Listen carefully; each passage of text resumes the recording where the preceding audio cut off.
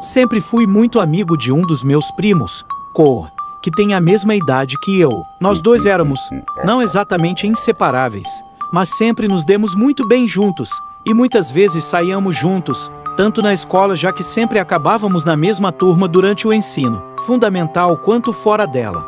Quando tínhamos 12 anos e estávamos na sexta série, eu estava saindo com Cole em uma tarde de sexta-feira, no final de maio. Estávamos empolgados com o fim de semana. Acabamos na casa dele, já que ele não morava muito longe de mim, e a certa altura minha mãe ligou para dizer que nosso avô estava no hospital. Embora não se esperasse que o problema com nosso avô fosse fatal, ele estava sendo mantido no hospital durante a noite para observação. E tanto meus pais quanto os de Cole planejavam ficar com ele e minha avó no hospital, já que minha mãe e minha tia eram as duas irmãs que moravam perto. Disseram-me que recebi permissão para passar a noite na casa de Cole com o irmão de 15 anos, Hunter, sendo ele no comando, enquanto nossos pais estavam fora. Isso foi bom para nós. Eu me dava bem com Hunter, e ele nunca foi o irmão primo mandão que alguns dos meus outros amigos disseram que tinham que aturar. Pedimos pizza e brincamos como os meninos dessa idade costumam fazer. Por volta das 9 horas, houve uma batida na porta da frente e Cole foi atender. Eu estava um pouco curioso para saber quem poderia ser naquela hora da noite. Então observei de longe. Na porta estavam dois caras mais velhos. Eles disseram que estavam com a prefeitura e que investigavam denúncias sobre a suposta pressão da água no bairro. Eles perguntaram a Cole se seus pais estavam em casa, e quando Cole disse que eles estavam indisponíveis naquele momento, o que nos disseram para dizer a estranhos, se nossos pais não estivessem em casa, os caras começaram a fazer um monte de perguntas sobre como a água estava funcionando. Havia pressão na casa, e se eles poderiam entrar para verificar. Hunter apareceu naquele momento e educadamente disse aos rapazes que a pressão da água estava boa e que talvez eles devessem ir verificar outras casas na vizinhança. Os caras pareciam relutantes em sair, mas se viraram e foram embora depois que Hunter começou a fechar a porta. Depois que a porta foi fechada, nos entreolhamos e encolhemos os ombros, mas não pensamos muito nisso depois disso e voltamos a brincar. Decidimos ir para a cama. Cole e Hunter dividiam um quarto, e todos concordamos que ou dormiria lá com eles, em vez de no sofá ou algo assim, para que pudéssemos conversar enquanto adormecíamos, e Hunter pegou um saco de dormir, saco de seus suprimentos de acampamento para mim. Quando entramos no quarto deles, eles ficaram apenas de cueca, e me lembrei que Cole havia mencionado para mim uma vez que eles começaram a dormir apenas de cueca. Como originalmente não tinha planejado passar a noite, não trouxe nada comigo de casa, no que diz respeito à pernoite, mas como não estava com vontade de dormir com minhas roupas, tirei a roupa e fiquei apenas de cueca. Bem, embora eu tenha me sentido um pouco envergonhado, apesar de sermos todos os caras lá, e eu sabia que eles não diriam nada ou julgariam. Eles subiram em suas camas, e eu rapidamente me enfiei no saco de dormir, e depois de conversar um pouco sobre coisas aleatórias, finalmente adormecemos. Na manhã seguinte, levantei-me cedo, porque precisava fazer xixi. Então saí silenciosamente do saco de dormir e fui fazer minhas necessidades no banheiro. No caminho de volta para o quarto, ouvi algo na sala de estar que ficava no extremo oposto dos quartos e do banheiro específico que eu estava usando. Não prestei muita atenção na hora, pensando que devia ser Cole ou Hunter, até que voltei para o quarto e percebi que os dois ainda estavam dormindo. Tentando não entrar em pânico, acordei-as e disse que havia alguém na casa. Eles me seguiram silenciosamente e, no momento em que entramos na sala de estar, vimos os dois caras da noite anterior lá dentro, e ficou bastante claro que eles estavam roubando o lugar. Um deles começou a se mover em nossa direção enquanto puxava uma faca grande. Nós três corremos prontamente para a porta da frente. De alguma forma conseguimos destrancá-la e abri-la, e fugimos para fora. Por sorte, um policial estava passando naquele momento específico. Rapidamente sinalizamos para ele e contamos sobre os dois caras da casa. O policial pediu reforços e, em alguns minutos, vários outros policiais estavam lá e começaram a entrar na casa e, depois de algumas buscas, pegaram os dois caras. Os policiais descobriram que os dois caras deviam ter entrado pela janela da lavanderia, que estava com a trava quebrada, e provavelmente tinham como alvo aquela casa porque embora não estivesse vazia. Provavelmente perceberam que não havia nenhum adultos lá e que, se os descobríssemos, poderíamos ser facilmente rendidos do que os adultos. Para piorar a situação, enquanto esperávamos do lado de fora, os policiais revistavam a casa, tanto para pegar os dois caras, quanto para ter certeza de que não havia mais ninguém com eles. Alguns vizinhos saíram para ver o que estava acontecendo, e isso incluía algumas crianças que estudaram na mesma escola que Connie e eu,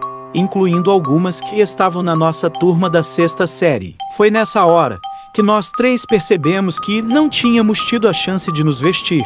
Estávamos como em um pesadelo e tínhamos que ficar do lado de fora, à vista de todos, apenas de cueca. Quando voltamos para a escola na segunda-feira, Corey e eu tivemos que aguentar algumas risadas, olhares e zombarias durante as semanas seguintes, até que as aulas terminassem no verão. Quase um ano atrás, eu abria um resort, marcando o ponto antes das 5 horas todos os dias. O resort, localizado em um bairro nobre, em uma cidade, subúrbio muito rica. Os funcionários tinham que estacionar em um dos 2 estacionamentos, em cada extremidade da propriedade, e o estacionamento que escolhi ficava ao lado de uma estrada longa e ventosa, fora do resort, que levava ao resto do bairro. A estrada e o resort eram separados por uma pequena faixa de arbustos e árvores por onde ninguém jamais passava. Cheguei uma manhã como de costume e estacionei o carro com os faróis ainda acesos. As luzes do estacionamento nunca estavam acesas pela manhã, já que ninguém mais aparecia antes das 6 horas, quando o sol estava alto, então geralmente estava sempre escuro no início da minha caminhada, exceto pela segurança. Eu era um dos primeiros funcionários a chegar na propriedade todas as manhãs e geralmente estava completamente sozinho neste estacionamento específico neste horário. Esta manhã não parecia diferente. Eu estava com a mão nas chaves, meu cérebro no processo de desligar o carro, quando notei uma jovem, talvez com 14 ou 15 anos, correndo através da extensão de árvores que separa o resort da estrada externa. Ela estava bem na frente do meu carro, e meus faróis iluminaram uma visão clara dela na escuridão total. Ela parecia estar no ensino médio, tinha cabelos longos e loiros e talvez estivesse vestindo um pijama, como se tivesse acabado de sair de casa. Uma coisa nela que me incomodava. Ela não parava de rir. Eu não conseguia ouvi-la rindo do lado de fora do carro, mas ela estava rindo visualmente de algo que eu não estava ciente ou não conseguia ver. E era tão antinatural. Ela ocasionalmente olhava para trás como se outra pessoa estivesse lá. Eu estava esperando com os faróis ligados. Ela então acenou para mim como se fosse um gesto normal naquele momento e imediatamente correu para a porta do passageiro. Tudo isso aconteceu em questão de segundos. E eu não tinha certeza do que estava acontecendo, além do aumento da minha ansiedade. Eu sei que peguei o meu telefone para desligar qualquer música que estivesse tocando.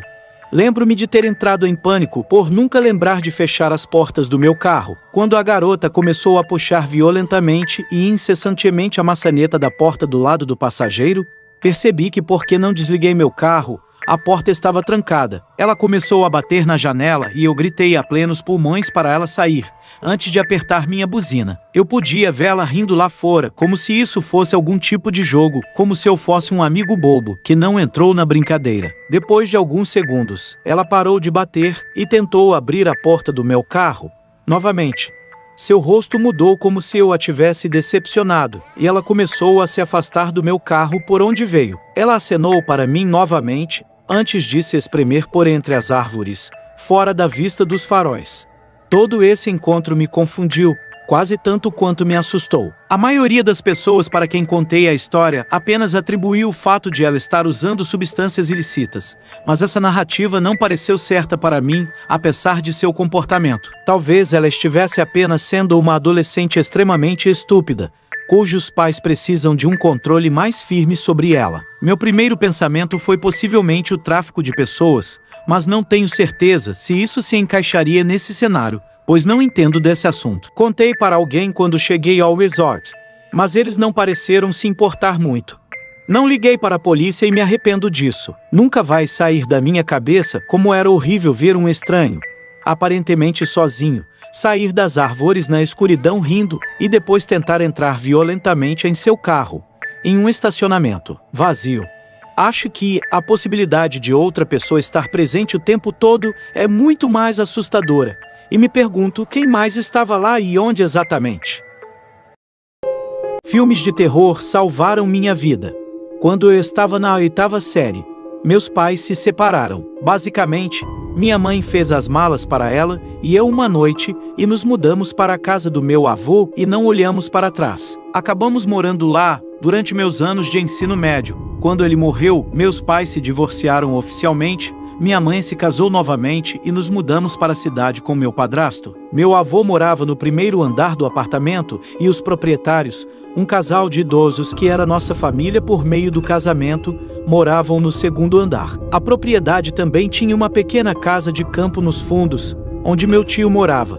Por alguma razão que nunca entenderei, não havia fechadura para entrar no prédio se você entrasse pelos fundos. A porta dos fundos dava para um patamar onde havia uma porta trancada para o nosso apartamento e depois 2 lances de escadas. Uma levava à porta, também trancada, do apartamento do segundo andar, e a outra levava ao porão, onde também não havia fechadura. Nosso apartamento também podia ser acessado pela frente do prédio, mas para acessar o apartamento do segundo andar ou o subsolo era necessário passar por este patamar. O porão era realmente muito bom e a certa altura eles começaram a convertê-lo em seu próprio apartamento antes de decidirem fazer uma casa de campo. Portanto, no porão havia uma cozinha completa com forno, pia e geladeira. A lavadora e secadora, que era compartilhada por todos nós, também ficava no porão, assim como apenas algumas coisas de armazenamento geral. O porão estava totalmente aberto, exceto por uma sala nos fundos para depósitos.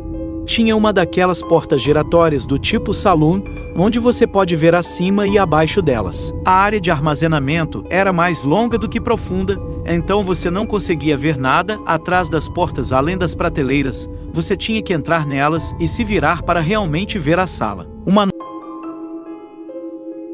noite, quando eu estava no ensino médio, tinha 15 anos na época, depois de tomar banho vi que o cesto de roupa suja do banheiro estava bem cheio.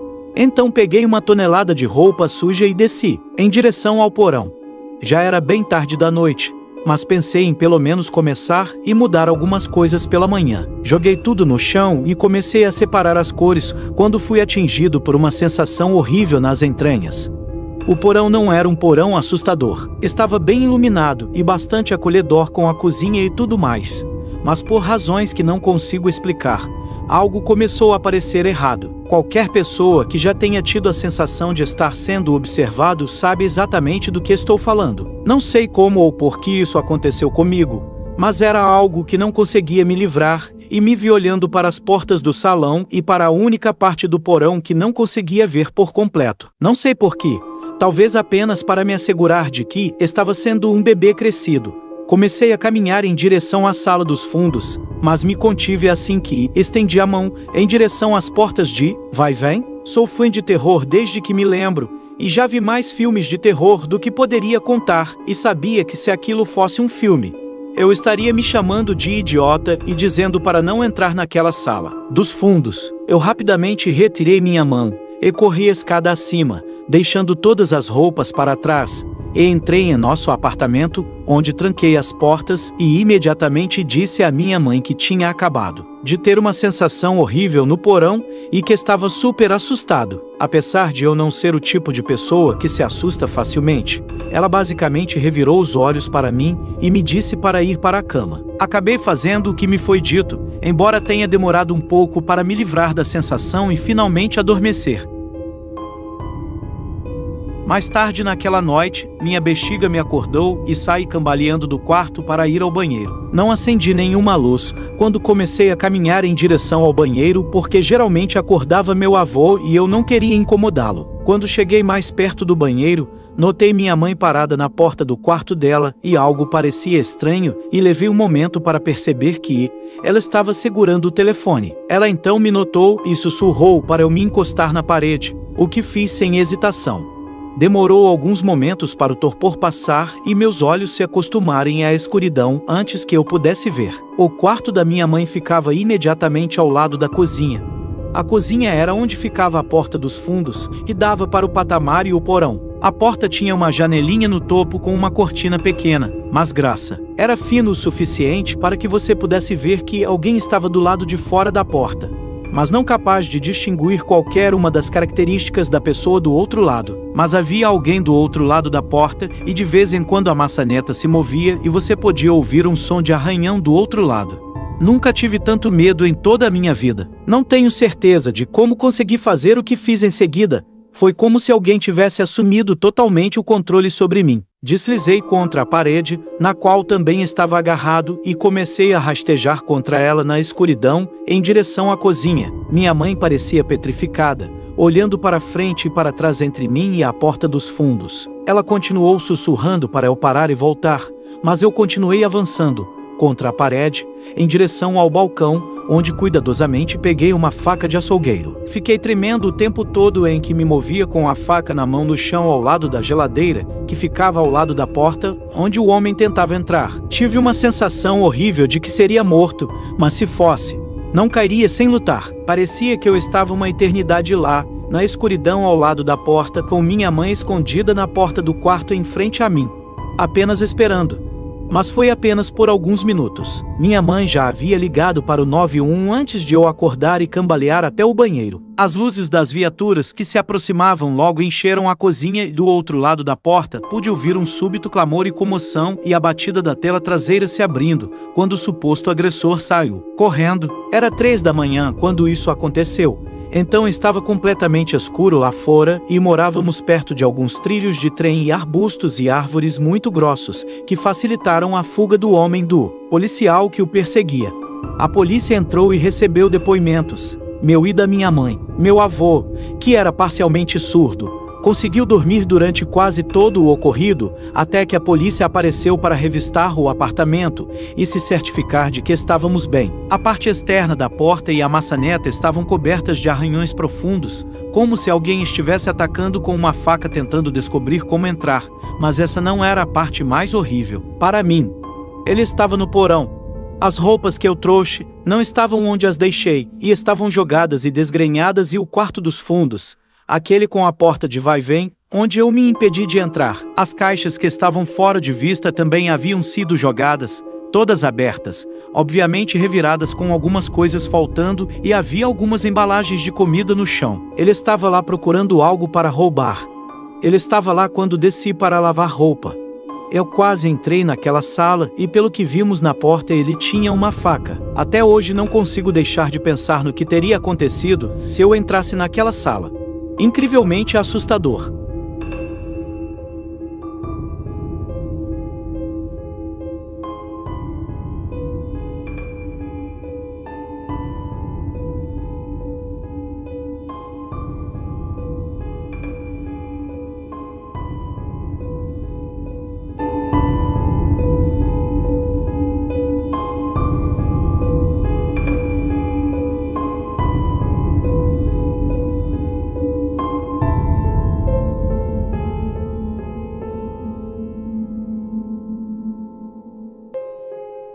A senhora na minha porta.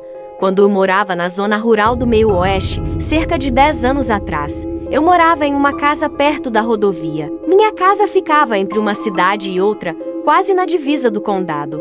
Nossa casa tinha uma grande entrada circular. Se você dirigisse pela entrada da garagem, estaria indo direto para o nosso celeiro. Se fizesse uma curva para a direita, poderia parar em nossa garagem. Se você passasse pela garagem, poderia dar a volta na frente da casa e voltar para onde começou. Nossa casa tinha 2 grandes portas duplas na frente que raramente usávamos. Usávamos sempre a porta que ficava dentro da garagem. Uma noite, já era muito tarde, minha campainha tocou. Meu marido, minha filha de 3 anos e eu estávamos dormindo. Isso me acordou e pensei que talvez estivesse sonhando. Tocou novamente.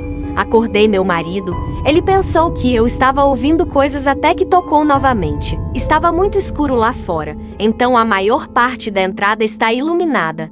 Infelizmente, você não pode ver da porta da frente, a menos que abra a porta e olhe para fora. Você pode abrir apenas uma de cada vez, ou ambas usando 2 travas que ficam na parte superior e inferior de uma das portas. Meu marido se levanta e eu o sigo.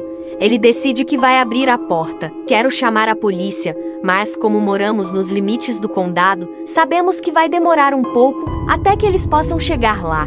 Ele abre a porta para uma garota, talvez com 20 e poucos anos. Ela parece normal, exceto pelo fato de estar parada na minha porta no meio da noite. Olho além dela e seu carro está parado na minha garagem, perto da estrada, não perto da casa, nem ao redor do círculo.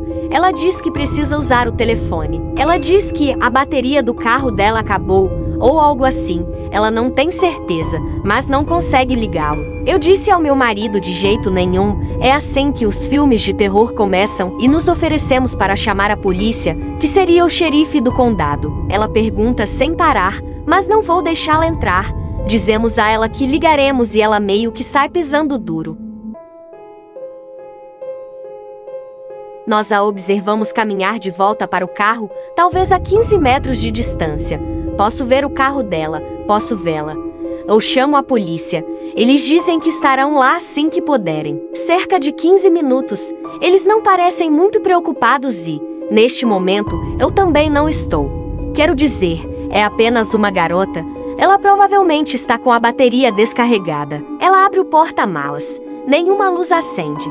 Ela vasculha o porta-malas. Então a porta do lado do motorista se abre. Sai um cara. Então a porta traseira do passageiro se abre. Sai mais um cara. Todos eles vasculham o porta-malas. Nenhuma luz acesa. Não consigo ouvir nada. Não consigo ouvi-los conversando e não consigo dizer o que estão fazendo.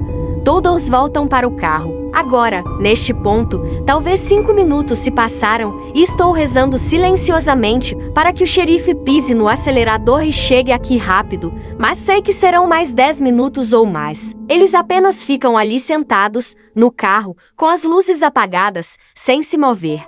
Não consigo vê-los quando estão dentro do carro, mas sei que estão lá. Eu sei que eles não saíram do carro e passaram pela casa porque teriam que sair do carro.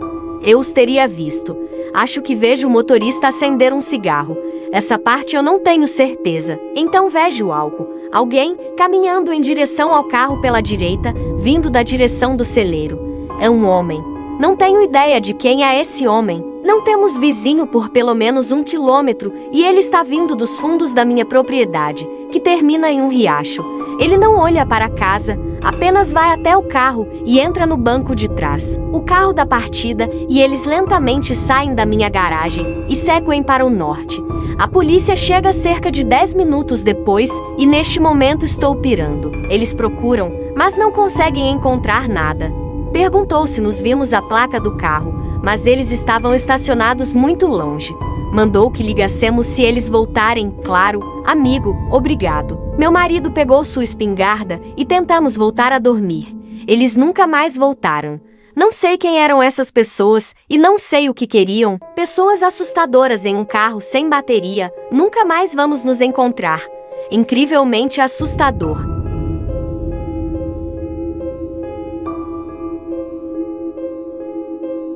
Cara assustador na minha porta. Eu, mulher, tinha 25 anos na época. Isso foi em 2018 e eu morava com meu namorado em nossa cidade natal. É uma cidade pequena, relativamente pobre e com alguns problemas com drogas, pois não há muito o que fazer. Meu namorado, agora marido, estava na casa de um amigo. Era uma noite de sábado e ele disse que chegaria em casa por volta das 21 horas. Ele estava a cerca de 2 cidades, a 20 minutos de carro. Na época morávamos em um duplex, divididos em cima e embaixo. Antigamente era uma casa grande, convertida em duplex. Na verdade, minha prima alugou o apartamento de baixo e ela era meio barulhenta. Eu sabia quando ela estava ou não em casa. Ela não estava em casa esta noite. A forma como a nossa rua estava situada, os fundos das casas da minha rua e a rua paralela, todos davam para um beco estreito e as calçadas eram em sua maioria acessíveis apenas por aqui. A unidade de baixo tinha uma varanda frontal com uma porta e uma porta lateral. Nossa unidade no andar de cima tinha a porta dos fundos e ficava no topo de uma escada externa de madeira. De qualquer forma, estou em casa assistindo TV sozinho. Ouço alguém subindo as escadas e batendo na porta. São 8h30.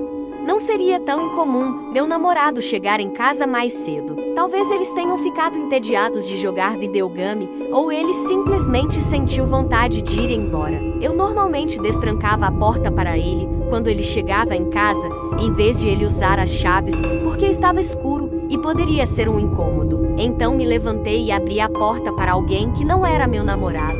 Era um homem bem magro, vestindo jeans grandes e moletom com capuz. Ele tinha cerca de 4 dentes e oscilava para frente e para trás. Fiquei tão chocada, considerando que tinha certeza de que era meu namorado voltando para casa. O cara na porta me pergunta: posso usar seu telefone? Atrás dele, descendo as escadas e no beco, vejo um grande SUV, tipo Ford Explorer, parado, com alguém no banco do motorista. Entro em pânico e apenas digo sim, espere. Então trancei a porta. Acho que fiquei mais chocado por ter um estranho na minha porta e não meu namorado do que qualquer outra coisa. Eu me escondo para que ele não possa me ver pela janela da porta da frente e fico paralisada. Algo estava me dizendo que isso não estava bem. Depois de alguns minutos, ouço começar a descer as escadas. Vou até a porta e vejo o carro se afastando pelo beco. Ligo para meu namorado e conto para ele, e ele diz que vai embora. Mas como eu disse, são 20 minutos de carro, ele estava prestes a sair de qualquer maneira. Depois que ele chegou em casa, me acalmei e, honestamente, me senti boba. Por que não emprestar meu telefone a ele? Foi realmente tão estranho? Mas aí pensei mais nisso nos dias seguintes, era 2018. Esse cara e quem estava dirindo, entre os dois nenhum tinha telefone. E não era como se eles estivessem tendo problemas com o carro, para que eles iriam querer o telefone de um estranho. Eles também desceram por um beco e foram até os fundos de uma casa, subiram umas escadas para pedir um telefone. Eles não foram até a porta da frente dos meus primos lá embaixo, eu teria ouvido alguém na varanda. Eles não foram para nenhuma outra casa, eu os vi sair da rua. Além disso, por que ir a uma casa pedir um telefone quando não havia carro na garagem? E, claro, nossa câmera de segurança alimentada por bateria estava descarregada na época. Eu realmente não tenho certeza do que eles queriam, mas, cara assustador na minha porta, não vamos nos encontrar de novo. Incrivelmente assustador.